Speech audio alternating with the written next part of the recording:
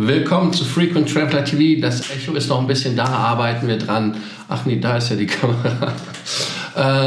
Auf jeden Fall willkommen, dass ihr heute wieder bei Frequent Traveler TV da seid. Echo, wie gesagt, bleibt da. Heute am 2. Januar 2025 die zweite Sendung. Mit mir frisch gepresste Themen habe ich auch.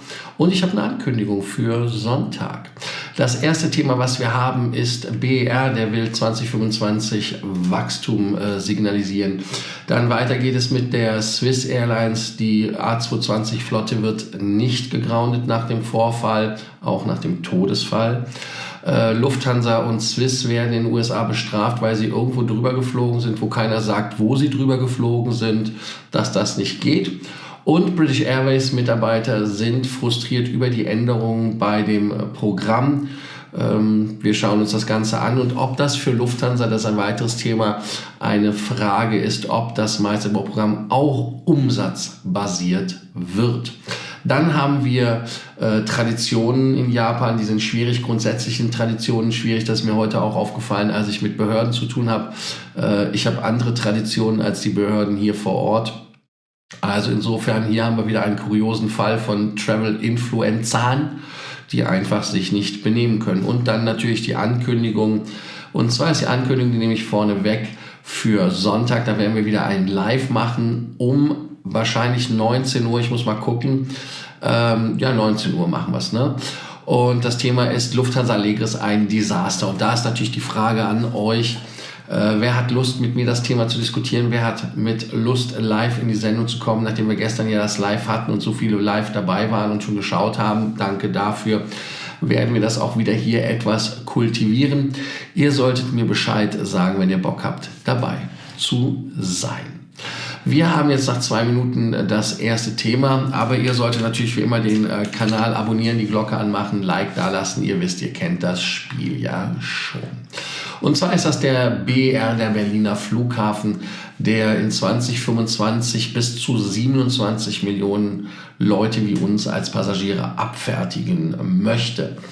Der Hauptstadtflughafen ist da auf Kurs seit 2024 zu wachsen und man geht halt davon aus, dass man irgendwo bummelig zwischen 26 und 27 Millionen auskommen wird. Dann weiter, und das sagte ja Aletta von Massenmacht, das ist die Veranstaltungsleiterin, die Chefin vom BER, dass im vergangenen Jahr 25,5 Millionen Passagiere den BER erfolgreich abgeflogen haben. Und ich muss euch sagen, ich bin auch in Berlin gewesen. So schlimm ist es jetzt gar nicht. Man gewöhnt sich an alles. Man kann sich an diese Kirche, Eiche, ich weiß gar nicht, was das für ein Holz ist, rustikal gewöhnen. Aber natürlich hatte man damit gerechnet, dass man wesentlich schneller wächst. Aber Covid hat da einen Strich durch Rechnung gemacht. Auch ist es so, dass man natürlich einen Ryanair-Teilrückzug da hat. Das heißt also, dass da auch Passagiere wegbleiben. Aber hey, Aletta sagt, das geht weiter. Und ein Zitat, aber auch in den hohen staatlichen Steuern und Gebühren in Deutschland werden zu einer Verlust an Konnektivität und damit nur einem verhaltenen Wachstum im Luftverkehr führen. Und damit ist natürlich Ryanair gemeint, wie ich anfangs schon sagte, weil die natürlich gesagt haben, wir haben andere Strecken, wo wir mehr Geld verdienen. Es ist nicht so, dass sie kein Geld verdienen, aber wenn ich irgendwo anders mehr Geld verdienen kann mit demselben, was ich tue, dann wäre das natürlich dusselig, wenn man dieses nicht tut. Ja, der deutsche Luftverkehr, er erholt sich relativ langsam, auch bei der Hansa merken wir es ja daran, dass man irgendwie noch unter 50% ist vom Vor-Covid-Niveau. Und jetzt ist es so, dass man natürlich im Wachstum über deutschen Durchschnitt in Berlin liegt und damit kann man dann froh und glücklich sein. Ja, ihr könnt gerne dazu noch was schreiben, aber wir haben noch keine Frage des Tages dazu. Ja. Das zweite Thema, was wir haben, das ist die Swiss Airlines.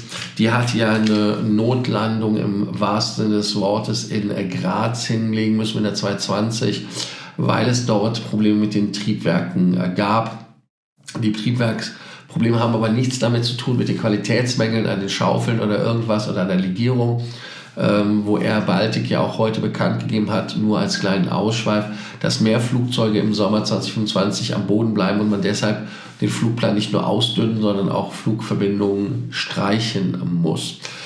Auf jeden Fall ist es so, dass leider bei dem Flugzeug Notlandung im Nachhinein durch die Smoke Inhalation, also durch den Rauch, den Qualm, der da ist, ein Flugbegleiter leider verstorben ist in Graz im Krankenhaus.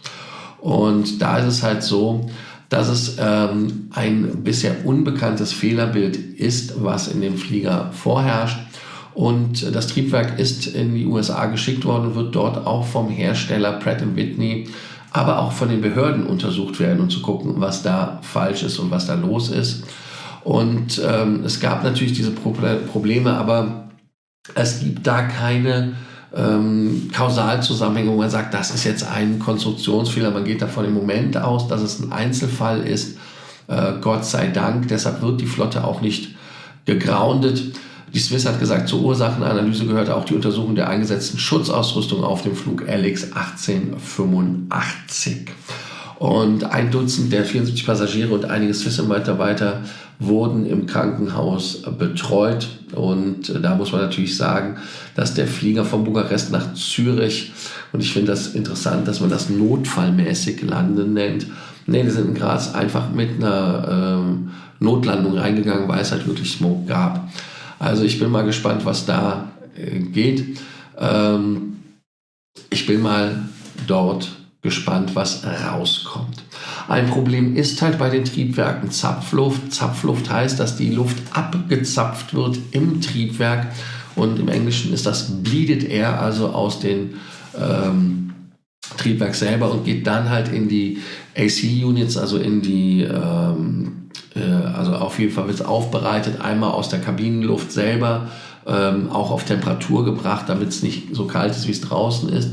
Und da passiert es bei den 320er und es gibt da wohl anscheinend auch bei Lufthansa Group interne Listen, wo man Smoke-Events und so weiter hat vom Personal, die sagen, die Maschinen sind da leider prädestiniert mit gewissen Triebwerken, wie man hört. Und das ist aber bei den 220ern nicht der Fall. Nichtsdestotrotz ist es halt so, dass es gerade dadurch, dass die Luft aus dem Triebwerk abgesaugt, abgeschöpft, abgezapft wird, dazu kommen kann, dass Öl und so weiter mit eingesaugt wird. Und dieses Öl ist das, was dann nach Socken riecht, nach alten und nach anderen Dingen, die halt nicht gerade angenehm sind. Und das kann zu Folgen führen, die halt wirklich neurologischer Ursache sind. Und es ist gefährlich, toxisch, weil es sind auch krebserregende Stoffe. Also es ist jetzt nicht so, dass man das einmal inhaliert, direkt tot umfällt, sondern auch alleine dadurch, dass man das über eine längere Zeit für sich dort dann gibt, dass das dann ein Problem ist. Also da muss man halt wirklich aufpassen und schauen. Und da solltet ihr auch aufpassen als Vielflieger, dass das nicht passiert. Meine Meinung ist, dass man da Ram Air nehmen sollte. Das heißt also nicht die Zapfluft aus dem Triebwerk, sondern Frischluft abgreifen soll, wie es bei der 787 Dreamliner der Fall ist. Das ist der einzige Flieger, wo es ist. DHL hat ja auch 330er Frachter umgebaut mit dieser Luft. Und Militär fliegt ja schon lange ohne Ram Air, ohne Bleeded Air, also nur mit Ram Air. Gab für den 320er das auch als Option von Liebherr, dass man das hat, aber kein gekauft, weil es mehr Gewicht hat, mehr Platz wegnimmt und vor allem auch mehr kostet. Ihr könnt unten schreiben, was ihr davon haltet. Sollte Zapfluft verboten werden? Und da bin ich mal gespannt, was eure Meinung ist. Sollten wir nur noch auf Ram Air setzen und dort dem Beispiel der viel gescholtenen 787 folgen. Also ich bin mal gespannt auf eure Kommentare. Wir haben dann als Thema die Änderung bei British Airways. Jemand hatte gestern in der Sendung, nachdem ich ihn beendet hatte, noch gefragt, was ich von den Änderungen halte, wenn es umsatzbasiert ist. Umsatzbasiert habe ich selber ja erlebt bei Finnair. Da muss man irgendwie bummelig 9.000 € ungefähr umsetzen. Kommt darauf an, welchen Status man vorher hatte und welchen Status man erreichen will, logischerweise. Aber das ist der Platin-Status, was halt der Emerald ist. Ich muss einmal was trinken. Ihr merkt, meine Stimme ist immer noch nicht so am Ball, wie ich das erwartet habe. Einmal sorry.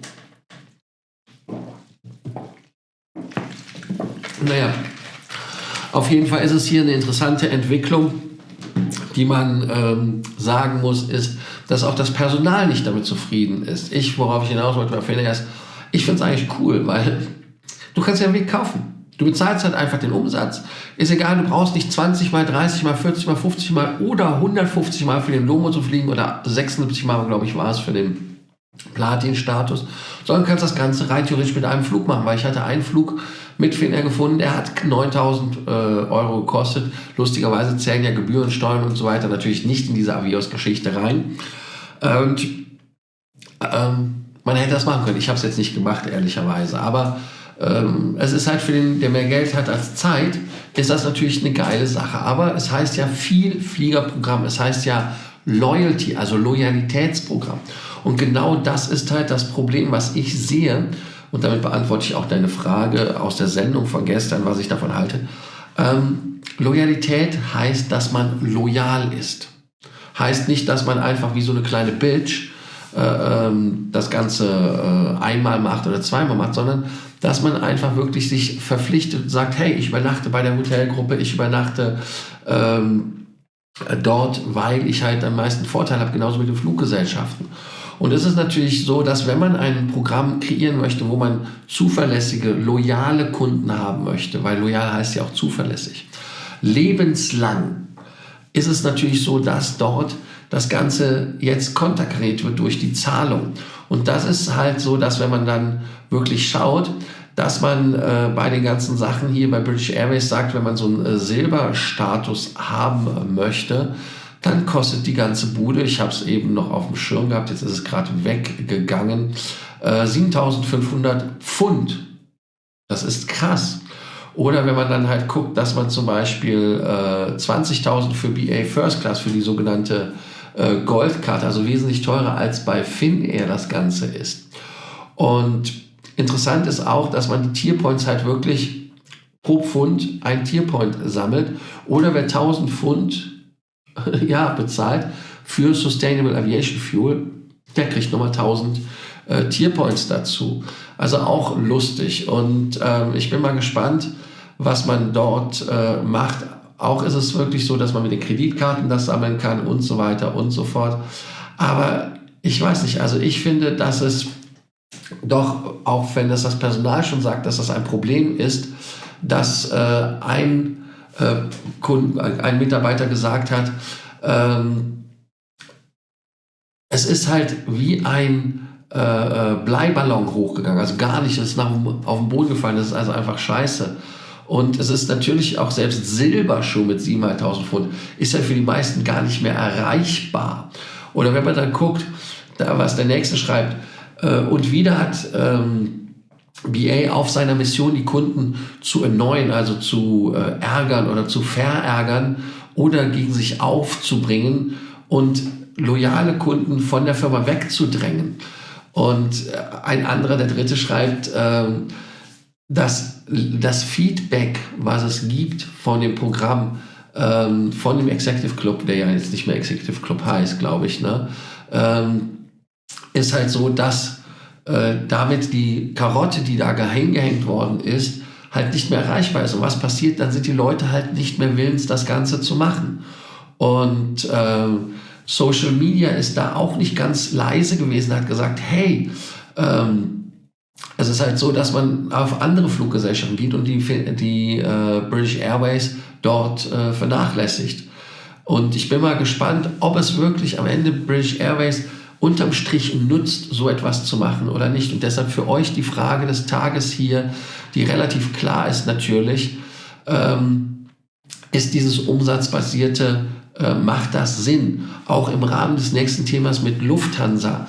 Denn nachdem Finnair und andere Programme das gemacht haben, British Airways das als Hauptwettbewerber der Lufthansa, wenn ich das ehrlicherweise so sage, neben der Flying Blue, jetzt auch umsatzbasiert ist, werden sie folgen nach den Änderungen.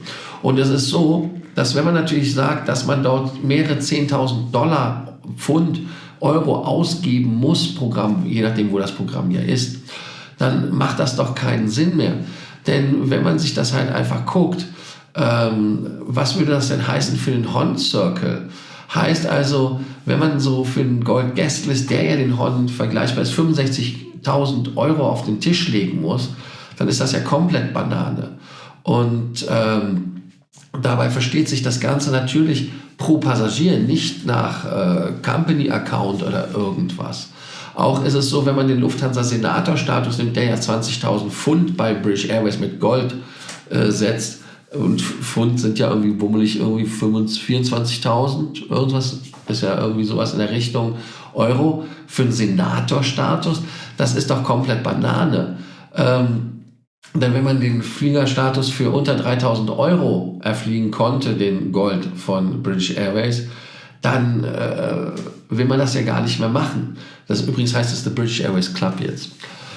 Und wenn man diese Entwicklung sich anschaut und auch mal auf das Lufthansa-System umrechnet, 65.000, wer von euch da draußen, Hand auf Herz, als Hon hat 65 Scheine auf den Tisch gelatzt oder bezahlt 24.000 für einen Senator?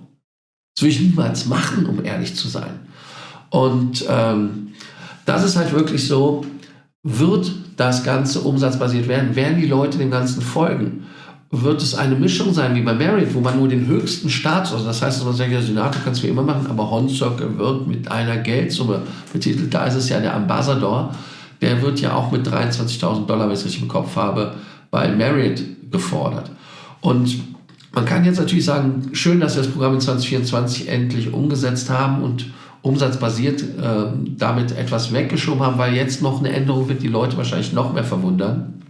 Aber es ist so, wenn man halt irgendwie 25, 30, 40, 50, 180.000, also 80 oder 100.000 so, ausgeben muss, weil irgendwann, wenn es mal 80.000 war und man merkt, man hat so viel, dann wird es auf 100.000. Also es ist wesentlich einfacher für die Programme, das zu skalieren. Dann ist es halt wirklich so, dass man wirklich schauen muss, ist das so, dass die Privatkunden, und wir gehen ja von den Privatkunden weg, das wirklich bezahlen? Oder sind das dann Opportunitätskosten, die man dann einfach mitnimmt? Und so ist es halt wirklich so, dass man natürlich dort jetzt sehen muss, ob KLM und British Airways damit, also bei British Airways Erfolg hat, KLM folgt. Und damit ist es dann so, dass man dann auch soweit sein könnte. Da muss man ehrlicherweise sagen, ja, es dauert ein Jahr, weil die Lufthansa selbst sich verpflichtet hat, zu sagen, ein Jahr und dann gibt es dort den Status. Oder ist es so, dass die anderen wieder anfangen, das zurückzunehmen und Lufthansa fängt dann damit an? Ich weiß es nicht. Ist so, dass man auch vielleicht wirklich eine Kombination macht aus den Flügen, also aus der Anzahl und aus dem Umsatz. Und ich weiß nicht, welcher Umsatz realistisch ist oder wäre. Da könnt ihr ja mal schreiben, was ihr davon denkt. Aber ich bin mal gespannt, wer 80.000 bezahlt. Also es gibt einige, die das machen. Aber es sind mehr Firmenkunden, gehe ich ganz fest davon aus. Und ich bin mal gespannt, was da noch kommen wird.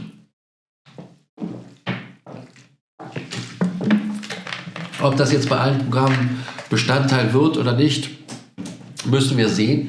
Aber was auf jeden Fall dann passiert, ist halt, dann müssen sie Leistung bringen. Dann können sie halt nicht mit dem Thema weitermachen. Und deshalb die Frage des Tages nochmal wiederholt.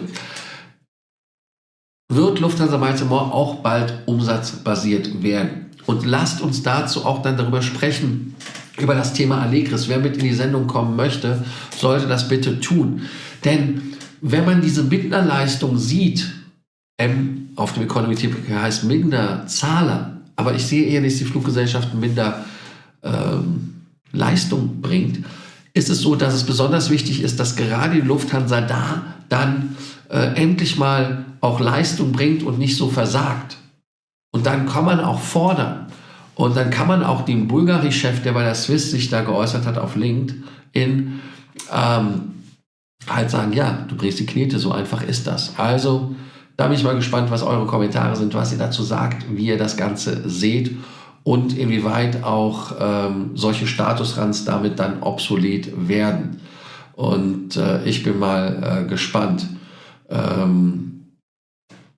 Aber natürlich, es gibt sicherlich Leute, die 30, 40, 50k ausgeben und nur FTL sind. Man weiß es nicht. Ich bin mal gespannt. Also antwortet und dann geht es weiter, was ihr dazu sagt. Ach ja, fällt mir gerade ein. Ja, natürlich hatten wir früher Preiskomponente.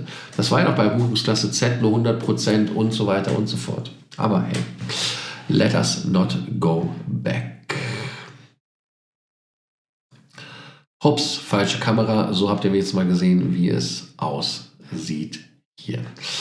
So, dann haben wir natürlich noch mal ein Thema, was auch spannend ist. Und zwar ist das Thema Traditionen. Und zwar Traditionen in anderen Ländern, in Japan besonders fällt mir das immer auf. Oder in Asien, um da etwas größer zu werden. Und da ist es so, ach nein, Thema vergessen. Lufthansa, Lufthansa wird bestraft. Ich habe dieses Thema vergessen. Müssen wir direkt vorziehen. Also, Lufthansa wird bestraft. Oh Gott, oh Gott, oh Gott, oh Gott. Bevor wir da mit Traditionen weitermachen. Und zwar, Lufthansa wird bestraft.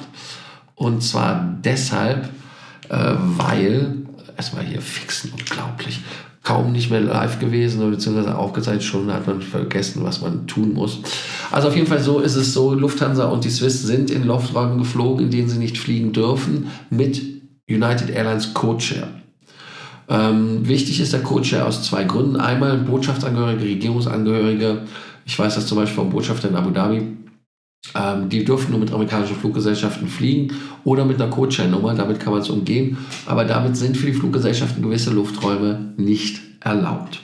Der russische Luftraum kann es nicht gewesen sein, weil Emirates fliegt da durch und sie haben ja auch, glaube ich, eine JetBlue-Codeshare, wenn ich das richtig genommen habe. Aber durch welchen Luftraum kann die Lufthansa geflogen sein, der für US-Fluggesellschaften gesperrt war? War es Iran? Keine Ahnung.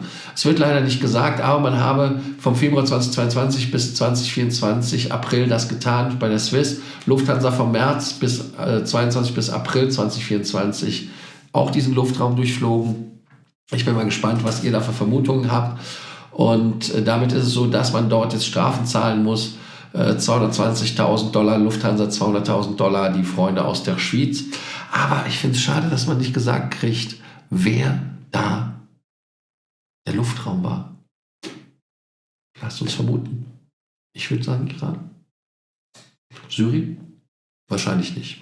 Hups, hat er jetzt was gemacht? Nein, die Gestenaktivierung, glaube ich, ist das. Ne? Jetzt lasst uns zu dem Thema kommen, was ich eigentlich machen wollte, Tradition. Und zwar bei Tradition ist es so, je nachdem, wo man im Ausland ist, in Asien oder sowas, ist es ganz anders. So, da gibt es Influencer, die haben halt wirklich keinen Plan, was man tut und was man nicht tut. Hier ist es so, dass man hier eine Sake Barrel verkackt hat, in Anführungsstrichen. Heißt also, man hat dort die Hände gewaschen. Sollte ein viraler Hit werden. Aber es hat einfach eine, wie viel? $2.000 teure Sake-Fass dort, was als Tradition, um das Neujahr zu beginnen war, haben die sich die Hände drüber gewaschen. Ich bin mal interessant, was da passiert ist. Und diese Influencer, die einfach nicht nur, waren Amerikaner, die einfach nur dusselig sind. Ich weiß auch gar nicht, ob sie asiatischen Ursprungs waren, weil da gibt es auch Berichte, einige sagen, die wären asiatisch gewesen und so weiter. Also wer kommt da drum? Denn wenn man sich das Ganze mal anguckt, ist es doch so, da stand doch um diese 72 Liter Fass standen Gläser rum. Wie kommt man auf so eine Idee? Wenn man irgendwo im Ausland ist oder in Asien, dann guckt man sich doch an, was andere machen. Mit dem Zugfahren, das hat mich fasziniert, wie die Leute sich da in diesen Linien angestellt haben, Straßenbahn, U-Bahn, egal was war, und sich angestellt haben in einer Reihe. Die würden natürlich nicht sagen, wenn wir als Deutsche einfach uns daneben stellen, so, egal. Nein, aber ich stelle mich doch dann dahin, um nicht aufzufallen, beziehungsweise um den Leuten zu sagen, hey, ich habe verstanden, wie es funktioniert. Aber das dann zu tun, ist natürlich komplett bekloppt. Und da muss man natürlich sagen, zu Recht sind Leute sauer, ermüdet, genervt von den ganzen Leuten, die da im Urlaub sind. Wie war das so schön? Welcher Ort? Man kann nicht jeden nehmen. Wäre schön, wenn die Urlauber nicht wären, Venedig und so weiter. Deshalb muss man ja auch Steuern nehmen, weil die Leute halt alle so, nennen wir es, dümmlich sind. Also insofern, die Flasche kostet übrigens $2.000. Ich hoffe, dass man denen die in Rechnung stellt oder gestellt hat. Ich kann es nicht verifizieren. Jetzt lasst uns langsam zum Ende kommen, aber wir möchten noch einmal auf den Hinweis, nicht verzichten auf die Sonntagssendung, und zwar zu dem Thema Lufthansa Allegris ein Desaster. Probleme mit Ankündigungen, Probleme ohne Ankündigungen, Probleme ohne Ende. Wenn du Lust hast, mit dabei zu sein, komm mit in die Sendung rein, diskutiert oder schickt mir Nachrichten hier auf der Nummer. Dann können wir das Thema gerne diskutieren. Ich bin mal gespannt, was ihr dazu sagt, was euch dazu einfällt und wie wir das ganze Thema dort dann einmal abgreifen und abarbeiten können. Also, danke euch nochmal, dass ihr heute dabei wart. Denkt, die Frage des Tages zu beantworten. Einmal, ob Zapfluft verboten werden sollte und natürlich auch, inwieweit auch umsatzbasiert Miles & More wird, beziehungsweise was ihr von British Airways haltet, so als Frage. Und ich freue mich, euch morgen wieder zu sehen und am Sonntag zum Live mit dem Thema Lufthansa Allegris ein Desaster. Jetzt bin ich aber raus. Also bis dann. Ciao, ciao und Finish, oder? Also bis dann. Ciao.